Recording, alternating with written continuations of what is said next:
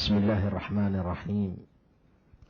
الحمد لله رب العالمين، والعاقبة للمتقين ولا عدوان إلا على الظالمين، وأصلي وأسلم على نبينا محمد وعلى آله وأصحابه ومن اهتدى بهديه إلى يوم الدين. أما بعد، فقد قال الله تعالى في محكم تنزيله وهو أصدق القائلين: يا أيها الذين آمنوا كتب عليكم الصيام كما كتب على الذين من قبلكم لعلكم تتقون أياما معدودات. ilaahay subxaana wa tacaala waxaa u sugnaatay mahad dhammaanteed. waxaan ku jirnaa weli bishii barakaysneed ee ramadaan. naxariisihii ilaahay baa dusheenna ku socdaa oona loogaga baahan yahay inaan ilaahay u mahad celino una shukrino subxaana wa tacaala si nimcada ay noogu korodhow ilaahay noogu siyaadiyo. haddaan shukrigaa ka leexanoon alla ku shukrin weyno, haddaan kufri cisyaan la qaabilno, haddaan dulmiyo edab darro iyo diin laga leexdo aan ku qaabilnana, ilaahay muqaabilkeeda ayuuna siinayaa. waa cadaabkiisa xanuunka badan. saan la socono, waxaan ku jirnaa 10kii ugu dambeysay ee bisha barakaysan ee ramadaan. waxaanu maraynaa gebagabadii. caawa bisha ramadaan ee barakaysan waa 22. sidaa darteed waa habeenaadkii la dhafri jiray, waa habeenaadkii kheyrka iyo diinta lagu soo jeedayay, waa habeenaadkii la raadinayay laylatulqadriga ayay markaa ka mid tahay. sidaa darteed walaalayaal, waa inaan aada u dadaalno oon rabbigeen ka baqna oo diinta alla ku socono. waa inaan si wanaagsan uga faa'iidaysano una raadino laylatulqadriga sidii markaa aan ku heli lahayn. ilaahay asagoo tilmaamaya laylatulqadriga ayuu yidhi: innaa anzalnaahu fii laylatin mubaarak. qur-aankani waxaan soo dejinay habeen barakaysan, waa laylatulqadri. laylatulqadriga asagoo ilaahay tilmaamaya amar kasta ayaa la xukmiyaa buu yidhi: innaa anzalnaahu fii laylatin mubaarakatin innaa kunnaa mundiriin fiiha yufraqu kullu amrin xakiim amran min cindina innaa kunnaa mursiliin raxmatan min rabbik. intaasoo dhan waxay tilmaamaysaa habeenka qiimaha iyo qadarinta iyo qaayaha uu mudan yahay. ilaahay asagoo laylatulqadri si kale noogu cabiraya ayuu yidhi: innaa anzalnaahu fii laylati alqadri. annagu qur-aankan waxaanu soo dejinayba habeenka laylatulqadriga ahee wamaa adraaka maa laylatulqadri. maxaa ku ogeysiiyey laylatulqadriga waxa uu yahay?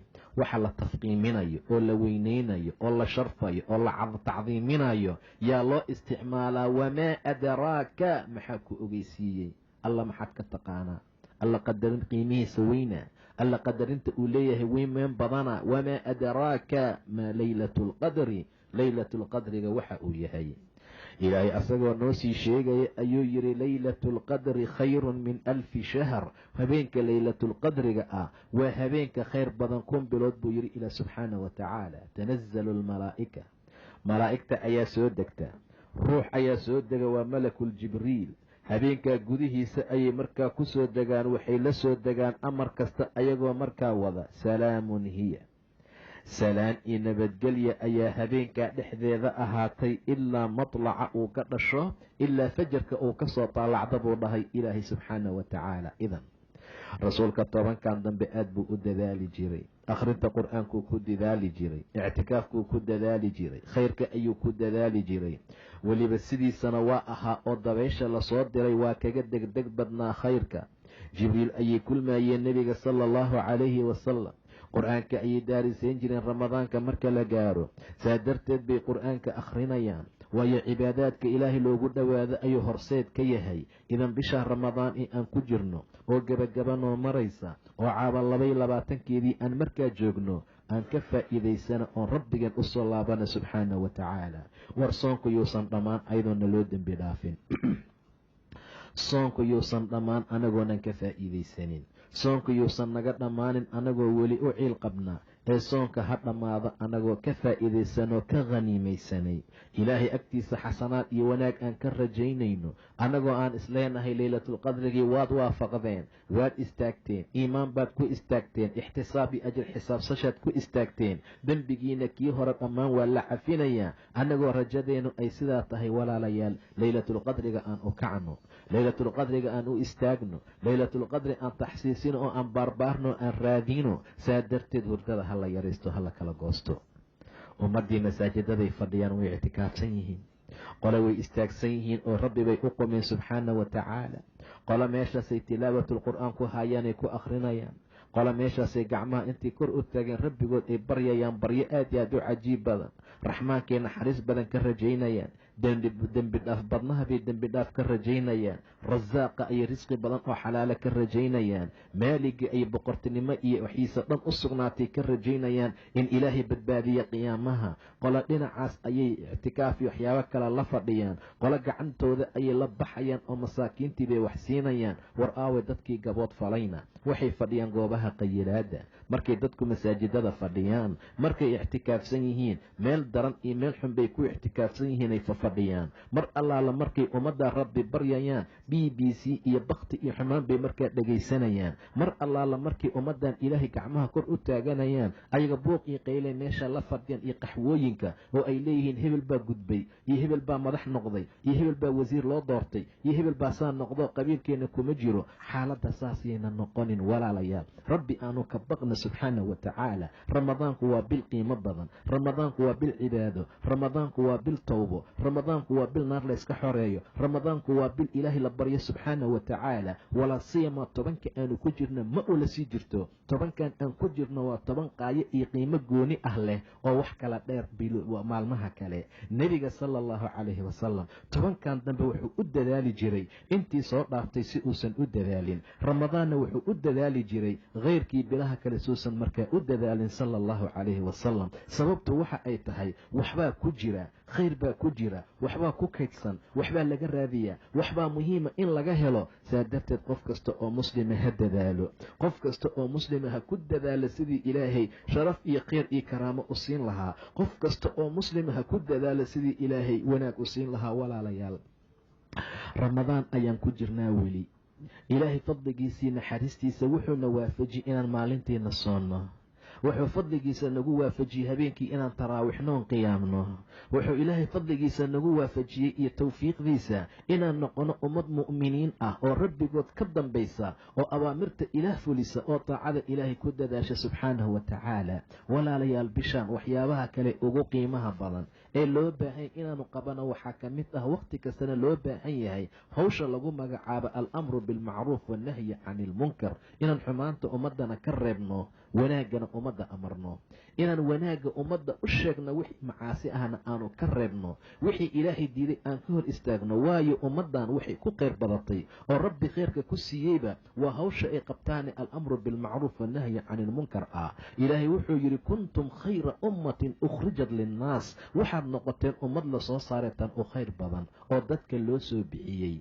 ta'muruuna bilmacruuf watanhawna cani ilmunkar. dadkiibaa intay baxaanay silsilada kusoo xiraan mu'miniinta yay keenayaan. taasaa waxaa sabab u noqonaysa inay janno galaan. markaasuu rasuulku akhriyey kuntum khayra ummatin ukhrijat linnaas. ummadta u fiicani ummad dad loo soo saaro ayaad noqoteen. sababtaad ku noqoteen maxay tahay? ta'muruuna bilmacruuf. macruufkaad ummadda amraysaan, diintaad u sheegaysaan, waxa hagayo khayrkooda ugu jira ayaad ku hagaysaan. soonka waxa jebinaad uga sheekaynaysaan, wixii janno ku gaar lahayn baad u tilmaamaysaan, wixii cadaab ay ku gaari lahayn baad uga digaysiin. idan waxaad noqoteen khayra ummatin ukhrijat linnaas wa ta'muruuna bilmacruuf watanhawna cani ilmunkar watu'minuuna billah. ilaahay kuwa rumaysan ayaatiin. walow aamana ahlu lkitaab lakaana khayran lahum minhum almu'minuun wa aktarahum alfaasiquun. ummad badan baa lagu lacanaday al-amru bilmacruuf iyo wanahyi cani ilmunkar markii laga waayey.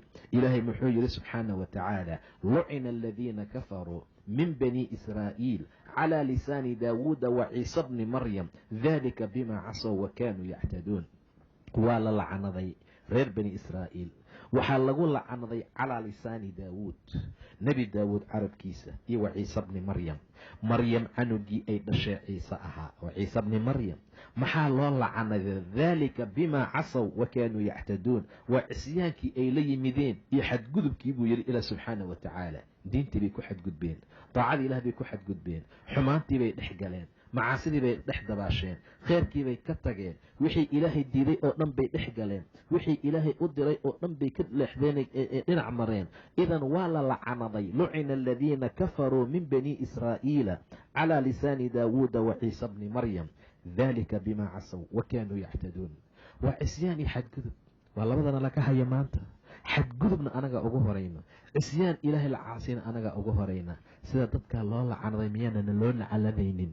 miyuusan ilaahay raxmadiisa nooga dhaqaajinin subxaana wa tacaala haddaanan ka tooba keenin, haddaanan rabbigeen naxariistiisana haleelin, haddaanan ilaahay dib ugu soo laabanin subxaana wa tacaala. sidaa darteed ayuu ilaah yidhi daalika bimaa casow wa kaanuu yactaduun, kaanuu laa yatanaahawna can munkarin facaluu. waxay ahaayeen munkar kuwa aan iska reebin, way isku daawanayaan, way isku fiirsanayaan, way isku farxayaan, way iskugu qoslayaan, way isugu hambalyaynayaan, way isugu tahniyeynayaan. kaanuu laa yatanaahawna can munkarin facaluuh labi'sa maa kaanuu yasnacuun, labi'sa maa kaanuu yafcaluun. wax allaale waxay samaynayeen baa baas leh buu dhahay ilaah subxaana wa tacaala. waxay camal ahaan u qabanayeen baa xun. idan alamru bilmacruuf wannahyi can ilmunkar waa lagama maarmaan. ummad haddii laga dhex waayo ummaddaa way halaagsantaa, ummad haddii laga dhex waayo ummaddaa way baaba'daa. ilaahay qur-aanku wuxuu noogu sheegay qaryo deganeed badda xeebteeda, markaasuu ilaah yidhi was'alhum can alqaryati alatii kaanat xaadirata albaxr id yactuuna fi sabti id ta'tiihim xiitaanhum yowma sabtihim shuracan. waxaa la yidhi sabtiga ha ugaarsanina, waa laga reebay. saa darteed baa maalintay sabtiyeysanayaan oo sabtiga uu gaaro id ta'tiihim xiitaanuhum yowma sabtihim shuracan, asagoo cadcabti u imaanayaa kalluunka badda waaweyn oo aad iyo aad shirisyo u ah yuu badda soo buuxsameeya. wa yowma laa yasbituuna laa ta'tiihim, maalinta aysan sabtiyeysanayninna say makaalinta u tuurayaan iyo shabakada iyo bahalka lagu jilaabta kalluunka wax ugu soo dhacaya markaa ma laha. kadaalika nabluwahum bimaa kaanuu yafsuquun, fisqay samayn darteed baa saa loogu wadaagay. qolaa soo istaagtay markaasay tiri war iska daaya waxaan, war waxaan ha ugaarsanin, ilaahay waa idiin diiday. qolaa u kacday alamru bilmacruuf wannahyi cani ilmunkar, qolaa u istaagtay inay dadkan ka celiyaan dembiga ay ku jiraan. waayo inta shaydaan u yimid buu yidhi soo inaad ugaarsataan laydinma diidin, shabaka dhigta buu dhahay badda ha idinkaga soo buuxsamee, maalinta axadda la soo baxa. qolaa ka wacdisay, qolaa ka waanisay, qole alamru bilmacruuf u istaagtay, nahyi cani ilmunkar u kacday. qole saddexaad baa soo hadashay, waid qaalat ummatun minhum lima taciduuna qowman. qolaa tiri war waxaad ka wacdinaysiin maxaan, war waxaan wixii ilaahay u diiday dhex galay oo baddi galay oo sabti aaday oo shabakyo dhigtay oo kalluun ka soo baxsaday allana ka xaaraantinimey, maxaa idiin geey inaad waanisaan? war maxaad u waaninaysaan? waid qaalat ummatun minhum lima taciduuna, maxaad u wacdinaysaan qowman allaahu muhlikuhum, ilaahay uu halaagayo, aw mucadibuhum cadaaban shadiida, ama cadaab shadiida ilaahay cadaabaya. qoladii dadka wacdinaysay oo alamru bilmacruuf u kacday oo nahyi can ilmunkar u istaagtay oo ummaddii xumaanta ka reebaysay oo ummaddii wanaagga tusaalaynaysay waxay dhaheen qaaluu macdiratan ilaa rabbikum, rabbigiin xaggiisaan u cudur daaranaynaa, rabbi ayaan cudurdaar u dhiibanaynaa subxaana wa tacaala. waxaan u wacdinaynaa waxay tahay inay bal uun ka haraan oo ilaahay cudurdaar aan u dhiibano. walacallahum yattaquun, ayaguna inay baqaan inta wacdigay qaataanay cabsadaan ayaa markaa dhici kartee. falamaa nasuu maa dukiruu bihi, mar allaala markay iloobeen wixii lagu waaniyey, anjayna aladiina yanhawna can isuu, intii xumaanta reebtay waan badbaadinay buu dhaha ilah subxaana wa tacaala. intii xumaanta reebtay bes ayaa la badbaadiyey. hawshii alamru bilmacruuf wanahyi can ilmunkar dadkii qabtay waa la badbaadiyey, waa la koriyey. yanhawna can isuu waakhadna aladiina dalamuu bicadaabin ba'iisin bima kaanuu yafsuquun. waxaa la tilmaamaa xikmadda meesha ku jirta, xataa qoladii aan dembiga gelin oo aan ugaarsanin oo ilaahay xuduuddiisa aan ku tallaabsan laakiin ka aamusay oo aan ummaddii wacdinin inay cadaabka ku jiraan ayagana.